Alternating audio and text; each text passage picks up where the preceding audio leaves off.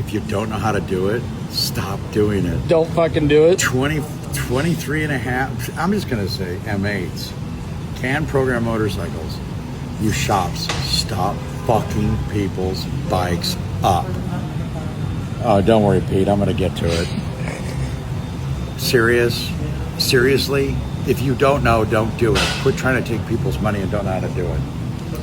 This gentleman drove 24 hours. I'm on the dyno with it. It's misfiring. So now I'm trying to find the misfire. This was completely caused. We all know that the stupid wires to the coil on the 23 and a half and up break. It's a shit design. Needs to be modified, needs to be fixed.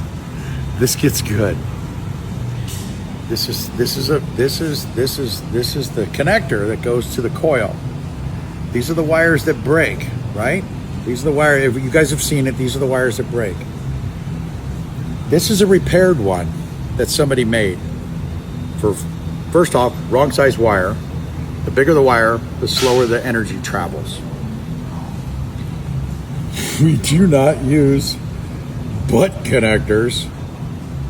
So it's replaceable on the side of the road. I'm trying to understand why this is. So now we have 1, 2, 3, 4 connections that are crimped, because these are 2 connections that are crimped, and this side is crimped. Crimps don't work, guys. This is not 1991 with a Road King that needs tall bars on it. This is a fucking no-no. So wrong size wires. We got butt connectors. Anyways, this is what we make. Bennett Impact that makes ECUs made these for us. I'm going to take credit for this. Too bad, Ben. This is my design to put a loop in it. This is actually wire the same wire they use in an F-22 Raptor. So it's aviation wire. It's very expensive. As you can physically see how small this wire is and what this guy used. Sorry, so I can do that a little better. Yeah, you can see it. This is what size the wire is on the harness. This is too big, slows the voltage down, doesn't work. So we did this spring deal, so you can get these on my website, Coil Motorsports, we stock them. This plugs in, and then this gets soldered with shrink tube to the stock one, where you can make it a little bit longer so it's like this. Now what it's got is when the motor's moving, it actually has a spring load on the wire. So it's not just trying to pull on the wire. Yeah. This is a fix. It's one-time fix, never have to do it again. I don't care if your bike hasn't broke, order one of these and put it on. Don't find yourself on the side of the road getting a fucking tow truck because one cylinder quit running. M8 baggers, M8 softails? Mainly baggers. I don't see too many. This is Gen 2 stuff. I haven't seen a softail yet that was broke. But all the baggers, they've had nothing but problems. Harley is crimping the wires together out of the plug, and they're going like this.